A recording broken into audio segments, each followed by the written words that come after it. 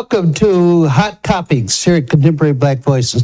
But before we get going, I want to again bring to your attention our newspaper, Black Life Texas. It is probably the hottest newspaper in San Antonio, and we're getting ready to expand into Austin. So you can pick it up at any HEB and also at a Denny's, was it? No. At gyms. So make sure you get your copy. They go fast. And there's some information in this one about Freedom's Bank. It'll blow your mind when you read about it. And Dr. Chadwell wrote that article about it, and it blew her mind. Is that right, Dr. Chadwell? It made me mad. Yeah, okay. Okay, so get your copy of Black Life Texas now. We can get right to Hot Topics, and I'm going to turn it over to Dr. Sharon Michael Chadwell. All righty. We got a situation in Texas where a young brother, 17 years old, by the name of Daryl George, has been suspended most of this starting in August over him wearing locks. And I'm going to have to do some reading on this stuff because it's interesting. But the district superintendent, this is not a charter school, but the district superintendent took out a full-page ad in the Houston Chronicle. This is the hairstyle that has Daryl George, a junior at suspension.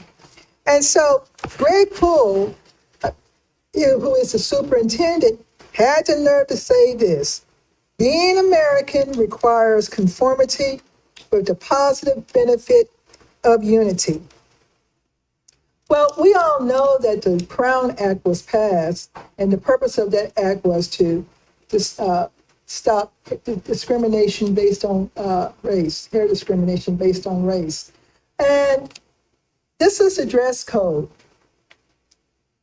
I'm going to drop down to the last point. Male student hair cannot extend below the eyebrows or the earlobes when let down. So my question is, how do you police when let down? If he's going to the barber shop, if he's going to wash his hair, but here, his hair met the dress code requirements. So I am excited for this family that they are going to court to talk to contest his suspensions. And if he was suspended from school, he has lost basically a year of school. So I'm all for it. Go for it. What do you guys think? I think that these white folks need to get over the fact that this is not 1920. This is 2024. They cannot dictate to us any longer, and we're not going to stand for it at all. You know, I don't know what's wrong with those folks. I don't know what's wrong with them. The kid's hair is fine. It's fine. But no, he wants to make sure he has control over how that boy looks, his features and everything else. So I don't know. I wonder if it would have been better for you brought something up just now, his education. On one hand, you would say, well, take him out of that school and put him in a school where he won't lose that year. But then on the other hand, you have to fight that kind of stuff. We really have to fight that kind of stuff. So that's my initial feeling about this. I know you had some feelings about it. Yeah, a lot. I had a lot of feelings about it. Because your son wears his hair in dreads, right? He does. Okay. He does. And now that you mention that, and even, that's weird, even Reagan doesn't have a problem. Yeah, even Ronald Reagan High School didn't have a problem. And so, But you talk about East Texas. that is a difference. So yeah, we are talking about East Texas. So again, just this idea, this fetish with to maintain control over black bodies. And so again, the guy talks about conformity. Being an American requires conformity. So when did we go from being the United States to being North Korea?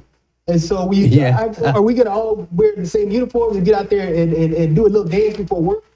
What is when you talk about conformity? I thought America was a melting pot. I thought it embraced all cultures, all races, all genders, all religions, all aspects of human society. And so I think this guy needs to go back to school. He's got it all wrong. He's got the Constitution wrong. He got the idea of America wrong. And then the other thing about the young man's hair, again, it goes back to them not understanding his hair. Like I mentioned offset, this young man could take his hair down and put it in an afro and it wouldn't go below his earlobe. Again, it's not understanding black culture, black hair. So, I mean, if I was a young man, I'd take it and I'd wear it in an afro. See, now will you shut the hell up? You know what I mean? It's not going past my earlobes. It's not going past my hair. It's puffy and it's a big giant afro. So, I mean, it's a young man. It's his hair. He's a young man who's in school trying to get an education. There are other things that those folks need to be worried about. I'm sure it's a poor rural district, and I'm sure they need to be worried about funding and some other issues, and not be worried about a young man who's in school trying to get an education. You know what they're afraid of? One day their son's gonna come home with his hair like that. Yeah, but they are co-opting our heritage. They do, yeah. They need to worry about what's her name? What is her Kardashian? If your daughter comes home with dreads, you blame it on Kim Kardashian and not this young man. You blame it on who is the other cultural appropriators. There's so many of them now that doing it's in rap music. But you blame it on those other culture vultures and not on that young black man. You want to jump on this train, Chris? Well, when you talk about conformity, for me, I'm wondering, do they have a dress code for anything else other than the hair? Because you got to look at other stuff. Is he meeting all the qualifications and everything else? Because I don't see, as each of you have already mentioned, I don't see that he's in violation of anything as far as the hair goes. The only thing that that you question is when let down. So what does that mean? When let down? Or does he let it down at school? No, So What if he let it down at home? you can't Or let what if he it down. never lets it down? Hey, them braids like that, they don't come down. you can't let it down. Yeah. So what if he doesn't let it down? So I mean, it's neat. It's very well maintained. Every image I've seen of this young man, it's always been up. It's never been past his down past his shoulders, and it's always been very, very well maintained. I was looking at his hair and thinking, dang, I wonder who does it. My son would love to know who does his hair. You know what I mean? Yeah. So no, I mean it's ridiculous. Again, it's ridiculous, and it's racist. Can we just call it what it is? It's racist. You're attacking this young man because of his hair. And again, it speaks to a wider issue of diversity and equity and inclusion. And so this is what you get when you lack diversity, when you lack diversity sensitivity, diversity training, when you lack those things, or when you try to remove those things from school, from society, you get these kind of ridiculous, meaningless attacks on black folks and on black culture. Calm down, brother. I'm sorry. And the other factor is that now this school district, I don't know how much these people are going to sue the school district for, because they're about to get sued. Mm-hmm. But they're not in a district probably with a lot of money. Mm-hmm. So all that money that they spent in court and have to pay and hopefully have to pay this family, that money could have been used to support programs in that district. Well, are they clarification? Are they suing the school district, or are they trying to get a ruling that he can wear his hair the way it is? Well, they're going to probably end up going back, probably suing the district, because this young man has been suspended since August 3 times. So his whole instruction has been interrupted 3 times. He's missed a whole year of school. And I'm hoping that the family has a good attorney, because they need to get, go ahead and get the ruling that he can wear his hair and then turn around and sue him, based on the Crown Act. This is ridiculous. This is absolutely ridiculous. Our kids are being terrorized all kind of ways in schools, and hair is usually the low-bearing fruit, low-hanging fruit. And so this is disgusting. This is disgusting. And Ben Crump, where you at? come We to need you. We need you in Texas, Well, Ben. Come on over here. It's interesting. They never said anything when our kids were wearing their pants Hanging down their below their- butt. They yeah. didn't say anything. Well, that's why I asked, is there any other issues? And no, codes for dress. Yeah, okay. Other than just the hair. So I can come to school with my pants hanging down as long as my hair don't come. Yeah, As a yeah. matter of fact, you know what? I want to know the little white kids. They have this little, what is it, the goth thing? I want. They say anything about the little girls coming with the black hair and the earrings and the nose all piercings, that, yeah. all the piercings and all Yeah. that, dressing like witches and all that. What, are they saying anything about those little white Black girls like that? fingernails. Yeah, all that kind of crap. But so you know what I mean? Is it just the issue with the young black boy and his hair? And how much are you policing the dress code for those other kids? What are the girls come? Are they wearing skirts? Are the boys coming to school wearing? The football players, are they allowed to come to school wearing muscle shirts and cutoffs and jerseys and half shirts Right. and all that kind of crap? So you know what I mean? Again, the question is it just something that's applied to the little black boy? So again, I do hope they sue him. If I was this young black man's lawyer, I would go there and say, you have ruined my chances of college and my earning potential. If I would have been able to get into a good college, would have been X, Y, and Z, and this is how much I'm suing you for, and I'm never going to work again in my life. I hope I hope that the family again does sue. That district deserves to be sued. Yeah. To be set as an example to any other district in Texas, even superintendent, even thinking about supporting an anti-Crown Act decision. Okay, I think maybe we're gonna switch subjects here Okay. for another hot topic. Another hot topic. Go for it. Go for it. All right. So what we are going to talk about today is the International Court of Justice. And so, as you probably are well aware, because it's all in the news, we're aware of the situation in Israel is Palestine, the committing situation in Gaza.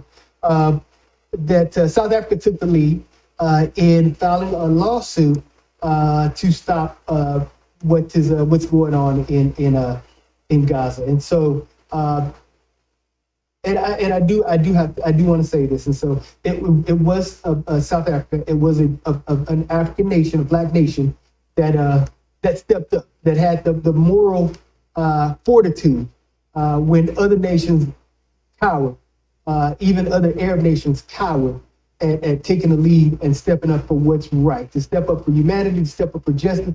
And so every black person on this planet can hold their head up because we have an innate sense of morality within us that allowed us to take this lead and to do this. And so the ruling for the International Criminal Court, they actually ruled in South Africa's favor. They did, the International Court of Justice ruled that South Africa had a case. They did not summarily dismiss it. And they ruled that Israel has committed acts of genocide. What the court ruled was that in that finding, they ruled that Israel must take caution when during their military engagements. They must take all precautions to prevent civilian casualties. They must stop all acts that are deemed as genocide under the international treaties. As they are trying to force compliance, they gave Israel 1 month to comply and to come back, showing that they have complied with this ruling. The ruling, it has a couple of other provisions, and so I'm drawing a blank right now. But it was a very strong ruling in South Africa's favor, a very strong ruling.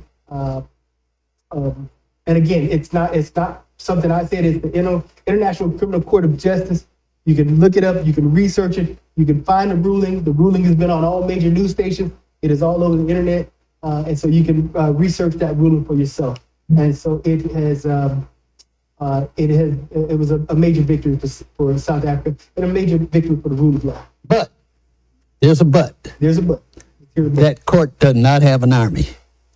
That court does not have a police force. This is what Andrew Jackson told the Supreme Court of the United States in 1830 when they ruled against him. And Andrew Jackson, where's your army? Yeah. And so the question is, where's their army? And what Netanyahu could do is just ignore that ruling. And so that's part of the issue. So when the International Court of Justice makes a ruling like that, it's enforced by the United Nations. So the army actually comes from the United Nations. And so, Like I said, but we don't have an we army. understand that will be vetoed by the United States of America. Any kind of coalition that will be put together to enforce that, any kind of ruling to cease and desist genocide would of course be vetoed by the United States. However, what it does is it removes the shield. It removes this cloak of nations being able to accuse other nations and other people of being anti this or anti that. It removes the shield of a guiltless society based on the history and the tragic history that has afflicted those people in the past. So it removes that traditional shield, and it puts the world on notice that genocide will not be tolerated, no matter who is the perpetrator or what that perpetrator has been through in the past. It'll only go to that point that it won't be tolerated if the United States, France, Great Britain are willing to take on Israel, and they're not. They are not. Absolutely. And so there is that aspect to it. And so of course, the United States would never allow it to happen. No. And so, however, there was a great moral victory in deciding who we are, what kind of world we want to live in, and what is acceptable. Not who we are. Not who we are. As humanity. As humanity. I thought you were talking about the United States. No. But as human beings, what kind of society do we want to build? What kind of world do we want to live in? And what kind of world do we want to leave to our children? Is it going to be a world where we accept might makes right? Is it a world that we're going to accept acts of genocide? And so it's a great moral ruling. And so and of course this is we just celebrated the Dr. King, and we celebrated his immense moral authority, his immense stance on nonviolence. And so this is very much in alignment with that stance of what kind of world.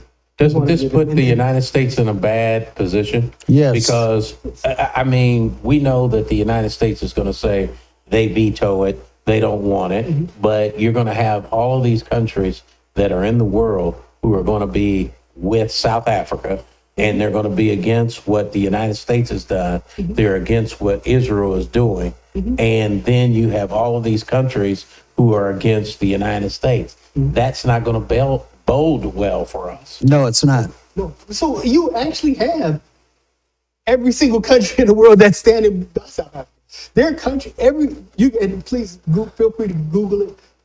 There are countries all around the world who contributed evidence to help South Africa's case. They contributed money, they contributed lawyers, they contributed intelligence.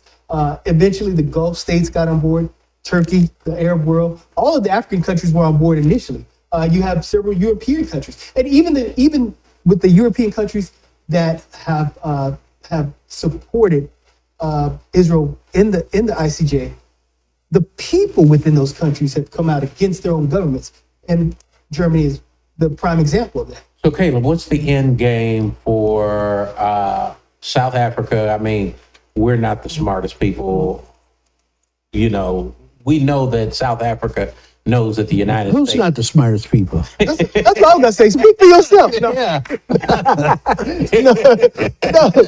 But Don't hang that jacket on us. the end game. No, I understand. So it's tragic, and the truth is, it would take years for the final lawsuit to go through, and by then, Everybody in Palestine will be dead. They'll be gone. They'll be dead. They'll be removed. They'll be gone. So that's the end. The tragedy is that no one's coming. And so when you see the videos and the destruction, it's on a horrific scale. And so the truth is, the end game is that it's going to stop when Israel wants it to stop. Well, let's talk about the end game. how long do you think we will continue to back what's happening over there? Politically, that our politicians here don't have the courage. There is a lobbyists. powerful lobby here that controls our politicians. There's a powerful lobby that it donates a lot of money, and so at the end of the day, we lack the political will, we lack the political courage, and so again, and Netanyahu doesn't have a reason to stop because Netanyahu was already in trouble politically before the tragedy occurred. And don't get me wrong, it was a horrible tragedy. The attack, the hostage taking, it is horrible. We condemn it 100%. The Hamas attacks, we condemn that wholeheartedly, full stop. And so since then, the power dynamic is unequal. The response has been unequal. More than 30,000 dead. And so, again, Netanyahu's in trouble politically. And even at the beginning of the conflict, they said once this is over, Netanyahu and the right-wing government, the Likud government, they're gone. Netanyahu has an incentive to keep this war going as long as possible because once it's over, he has to leave power. Well, let me ask you this. We know that the Russian people don't know how bad that war's gone and what Putin's done. Is it possible that the Jewish population doesn't know the damage what their military has done? Do they have free press there? They don't. Don't have free press. They don't. They don't. And so this is the tragedy is this, that it is the ultimate irony is because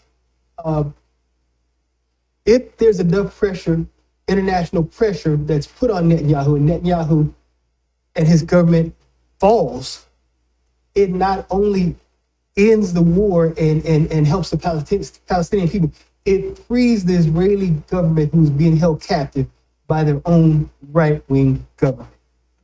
That is the issue. The Israeli people need to be free. And so you have the United States.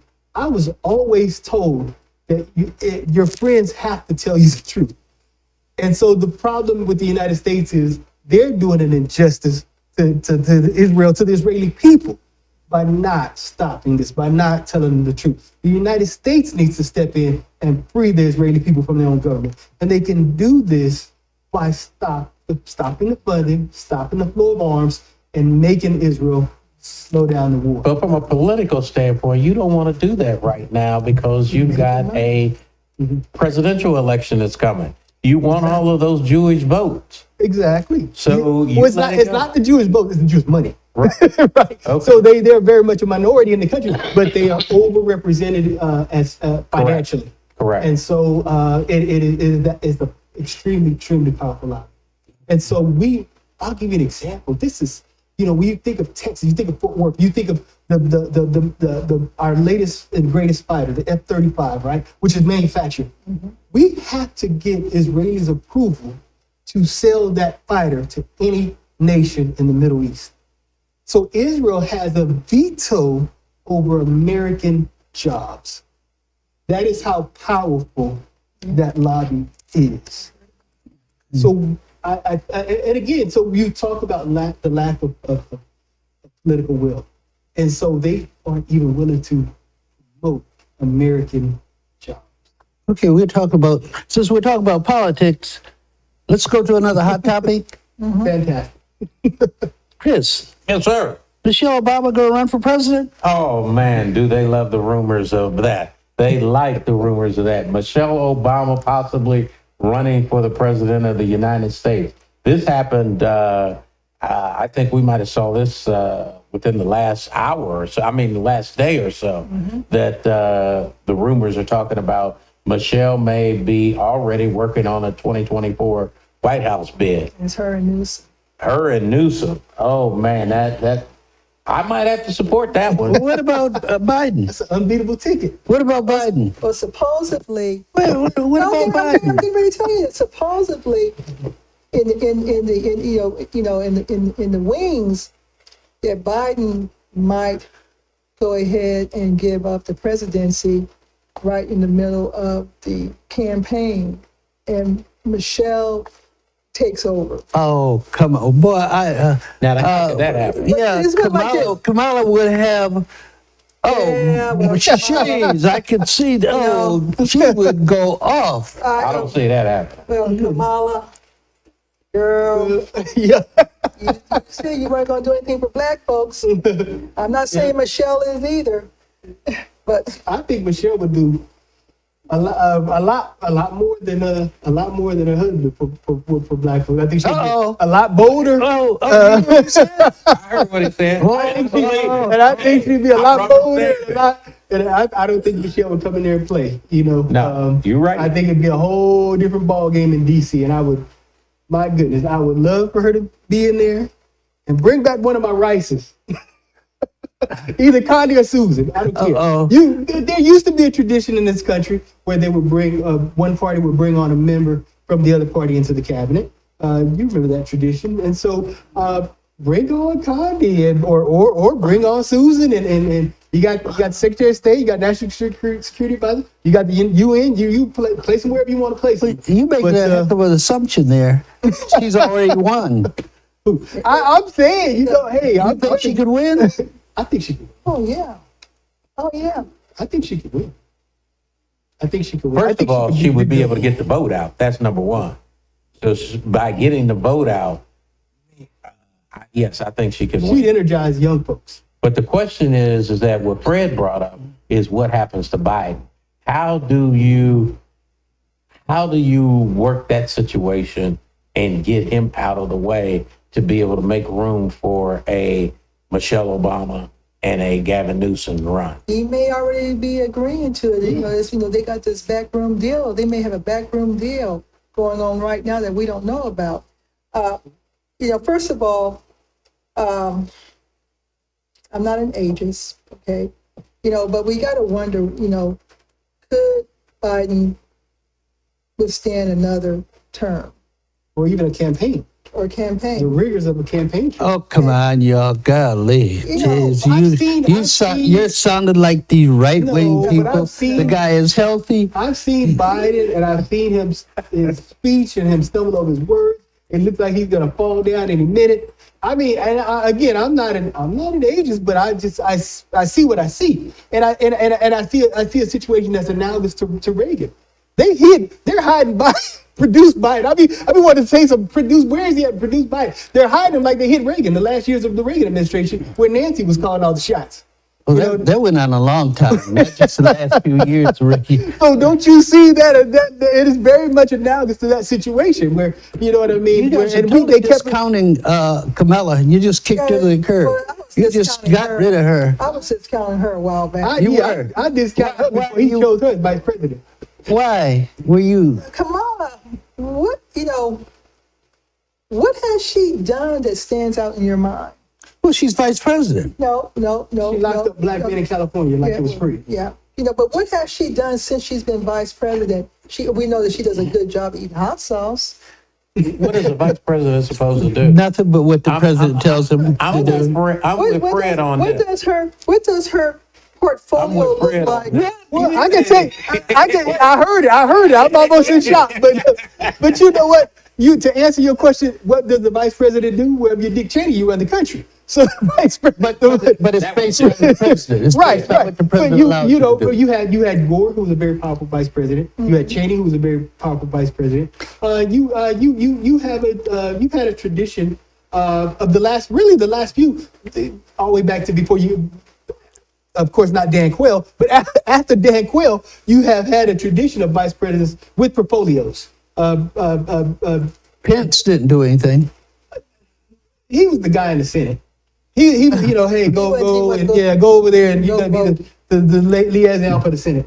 Obama gave Biden a decent portfolio, and so I think that And Biden hasn't done he that for did Kamala. do that to Harris. I've been married to two black women, not at the same time, Okay, but I'm not against polygamy. I'm not against polygamy. but I want to tell you, I do not believe Michelle Obama will run. I don't either. But if she does, I don't either. We're just dreaming. if she If does, she does, it's going to be a new energy in this country that we hadn't had in a long time. absolutely. Even the Republicans are concerned about the rumor. Yeah. Are concerned about the rumor. Yeah, because they're gonna be smelling that hot comb in the White House. Again, you know, I'm not so sure she would win. What? Yeah, I'm not so I sure think she she could would win. recreate the Obama coalition. I'm not so sure And I she think, could like I win. said, I think all of the women would vote for her. No, they I wouldn't. think the No, these white women would not vote for her. They bought her book. No, that's different. Well, That's different than They don't. voting for her for No, president. I think a lot No. of And then people they voted for Obama. I mean, they told no, honey, of course I'm not gonna vote for that. And then they go in that vote booth, they look around and see if he's looking at it. they, they vote for. I can understand white women voting for a black man, Mm-hmm. but there would be that envy with Michelle, woman to woman envy. And I don't believe white women would vote for Michelle. But of course, then it goes back to, I think at this point, anybody can beat Trump. So maybe she could win. Gavin Newsom, Why would he take second place? He ain't gonna win first. He ain't gonna take the first place right now. Why wouldn't it be him and Michelle for vice president? He doesn't have. He doesn't have her. What do you mean by He doesn't have her star power. He doesn't have her star power. as long as Michelle keeps Oprah away from the campaign, we're gonna be fine. And them white women will love Gavin Newsom. Yeah, they will, but they won't love Michelle Obama. I Yeah. think she could recreate that coalition. I really do. And I think the biggest thing is she would energize young folks would get out there and vote at levels that they hadn't voted since Obama. Okay, a good hot topic, but I'm going to let Sharon, you want to say some final comments about what we were talking about initially, the hair situation? Well, again, mother of a black son, former K-12 teacher and administrator, higher ed, black person, black woman. And this superintendent in this school district have got the nerve. They got the nerve to go against the Crown Act. So, Daryl and your parents, go get them. Go get them. Go get them. Okay, and Caleb, final word on what's happening in the Middle East? No, like well, I want to say that it's a great moral victory, if nothing else, and it gives hope. It gives hope to the world. It talks about the kind of world that we want to have, the kind of world we want to build for ourselves. Is it going to be one of law and order? Is it going to be one of justice? Is it going to be one of humanity, of human dignity, respect for life? And so I think this was it was a great victory for the entire world, for civilization. And that's pretty much what I said. Okay, and Chris, final words on Michelle Obama? I would love to see how this whole thing plays out with Michelle Obama. However, I, of course, do not think anything will ever happen of this. It will not go any further than being a headline in a news story. That's basically going to be it. But I would love to see her right this country, because I don't believe anybody else has the gonads to want to do it except somebody like her. So you think she could win? Oh, I think she could win. Okay, we will end Hot Topics on that note, and we will see you with our next show. In the meantime, we're telling our story our way.